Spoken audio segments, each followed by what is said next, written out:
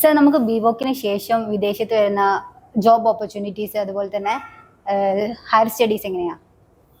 Higher studies, job opportunities രണ്ടും ശരിക്കും രണ്ട് കാര്യങ്ങളാണ്. ഒരു കോഴ്സ് കഴിഞ്ഞാൽ ഒരു വിദ്യാർത്ഥി കിട്ടുന്ന രണ്ട് കാര്യങ്ങളാണ്. ഒന്ന്, ആ കോഴ്സ് വെച്ചിട്ട് തുടർന്നായിട്ട് പഠിക്കാൻ പറ്റണം, അല്ലെങ്കിൽ പെട്ടെന്ന് ഒരു ജോലി കിട്ടണം.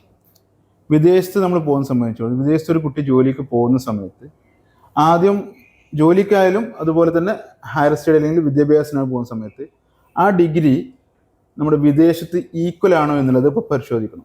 അതിനുവേണ്ടി നമ്മൾ സാധാരണ ചെയ്യാറുള്ളത് ബസ്, ഐക്കോസ് പോലത്തെ ഏജൻസിയിലൂടെ ക്രെഡൻഷ്യൽ വെരിഫിക്കേഷൻ നടത്തും. ആ വെരിഫിക്കേഷനിൽ സംഭവിക്കുന്നത് എന്താണെന്ന് വെച്ചാൽ, ആ വെരിഫിക്കേഷനിൽ നമ്മൾ ഇന്ത്യയിൽ പഠിച്ചിട്ടുള്ള കോഴ്സ് അവിടെ ഏത് ലെവലിലേക്കാണ് എന്നുള്ളതാണ് എന്ത് ചെയ്യുക, അവിടെ അവർ പരിശോധിക്കുന്നത്. അവിടെ ശരിക്കും ലെവൽ സിസ്റ്റമാണ്. നമ്മളവിടുത്തെ പോലെ ഡിഗ്രി, PG, +2 അങ്ങനെ ഒരു സിസ്റ്റം അല്ല അവിടെ ഉള്ളത്. നോർമൽ ലെവലിൽ നമ്മളൊരു 3 വർഷത്തെ ഡിഗ്രി കഴിഞ്ഞ് പോകുന്ന കുട്ടിക്ക്, കൺവെൻഷണൽ നോർമൽ ഡിഗ്രി കഴിഞ്ഞ് പോകുന്ന കുട്ടിക്ക് നമ്മൾ ക്രെഡൻഷ്യൽ ഇവാലുവേഷൻ ചെയ്യുന്ന സമയത്ത് സംഭവിക്കുന്നത് എന്താണെന്ന് വെച്ചാൽ അവിടുത്തെ ഡിപ്ലോമക്ക് തുല്യമായിട്ടാണ് അംഗീകരിക്കാറുള്ളത്. അതുകൊണ്ട് തന്നെ ഇവിടുന്ന് ഒരു BA, BCom ഒക്കെ കഴിഞ്ഞ് പോകുന്ന കുട്ടികൾ, നോർമൽ 3 കൊല്ലത്തെ ഡിഗ്രി കഴിഞ്ഞ് പോകുന്ന കുട്ടികൾ പലപ്പോഴും അവിടെ വീണ്ടും അഡ്മിഷൻ എടുക്കുന്ന സമയത്ത് 2 വർഷം പഠിച്ചു കഴിഞ്ഞിട്ട് ആണ് എന്ത് ചെയ്യുന്നത്, ഡിഗ്രി കിട്ടുന്നത്. PG പഠിക്കാൻ വീണ്ടും എന്ത് ചെയ്യണം, അത് കഴിഞ്ഞ് വീണ്ടും വിദ്യാഭ്യാസം ചെയ്യണം. അതേസമയം ബിവോക്ക് എന്നുള്ള കോഴ്സ് ഞാൻ പറഞ്ഞു 2020 മുതൽ NEP ബേസ്ഡുള്ള കോഴ്സാണ്. നമ്മൾ ന്യൂ എഡ്യൂക്കേഷൻ പോളിസി ബന്ധപ്പെട്ടതുകൊണ്ട് തന്നെ ഇതൊരു ക്രെഡിറ്റ് ബേസ്ഡ് കോഴ്സാണ്. ഇത് നമ്മൾ ബിവോക്ക് ചെയ്യുന്ന സമയത്ത് നമുക്ക് 180 ക്രെഡിറ്റ് ലെവൽ 7 ആണ്. ലെവൽ 7 കൊണ്ട് ഉദ്ദേശിച്ചത് നമ്മൾ UK സ്റ്റാൻഡേർഡാണ്. നമ്മൾ ബിവോക്ക് കഴിഞ്ഞ് 3 വർഷം ബിവോക്ക് പഠിച്ചു കഴിഞ്ഞ് പോകുന്ന ഒരു കുട്ടിക്ക് നിലവിൽ ഇവിടെ നമ്മൾ ഡിഗ്രി ആയിട്ട് അംഗീകരിക്കുന്ന പോലെ തന്നെ വിദേശ UK സ്റ്റാൻഡേർഡ്സിൽ നമുക്ക് എന്താണ് ഡിഗ്രി ആയിട്ട് അംഗീകരിക്കപ്പെടും. അതുകൊണ്ട് തന്നെ അവിടെ ഒരു PGക്ക് അഡ്മിഷൻ കിട്ടാൻ എളുപ്പമാണ്. അതുകൊണ്ട് തന്നെ ബിവോക്കാണ് ശരിക്കും നമ്മൾ ഡിഗ്രിയേക്കാളും കൂടുതൽ അവിടെ ഹയർ സ്റ്റഡിക്ക്, നല്ലൊരു ഹയർ സ്റ്റഡിക്ക് എലിജിബിൾ ആയി വരിക. രണ്ടാമത് നമ്മൾ ചോദിച്ച ചോദ്യം ജോലി സാധ്യതയാണ്. ജോലിയും സെയിം ആണ്. അവിടെ ഡിഗ്രിക്ക് എലിജിബിൾ ആയിട്ടുള്ള ജോലി ഉണ്ടായിരിക്കുമല്ലോ, ആ ജോലിക്ക് എന്താണ് ബിവോക്ക് കഴിഞ്ഞാൽ എലിജിബിൾ ആണ്.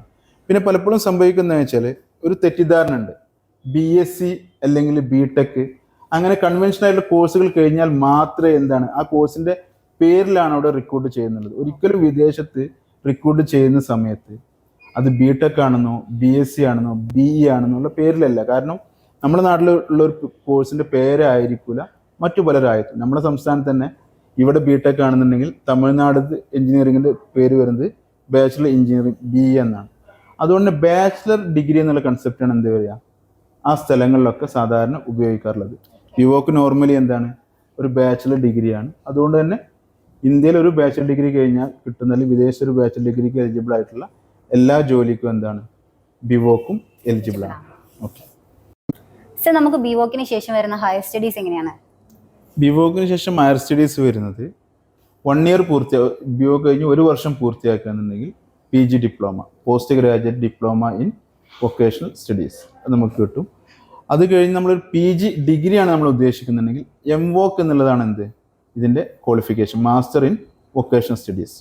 മാസ്റ്റർ ഇൻ വൊക്കേഷണൽ സ്റ്റഡീസ് കഴിഞ്ഞ് ഒരാൾക്ക് ഒരു PhD ലെവലിൽ ചെയ്യണമെന്നുണ്ടെങ്കിൽ മാസ്റ്റർ ഇൻ വൊക്കേഷണൽ സ്റ്റഡീസ് കഴിഞ്ഞ് കഴിഞ്ഞാൽ അതിന് എലിജിബിൾ ആയിട്ടുള്ള ഏത് വിഷയത്തിൽ അവർക്ക് എന്ത് ചെയ്യാം, PhDക്ക് വേണമെങ്കിൽ എന്താണ് എലിജിബിൾ ആണ്. അതിൽ തന്നെ MVOC നമ്മൾ സാധാരണ ഒരു കൺവെൻഷണൽ ഡിഗ്രി കഴിഞ്ഞാൽ കിട്ടുന്ന എല്ലാ ബെനിഫിറ്റും, മീൻസ് PG കഴിഞ്ഞാൽ കിട്ടുന്ന എല്ലാ ബെനിഫിറ്റും MVOC കഴിഞ്ഞാലും എലിജിബിൾ ആണ്.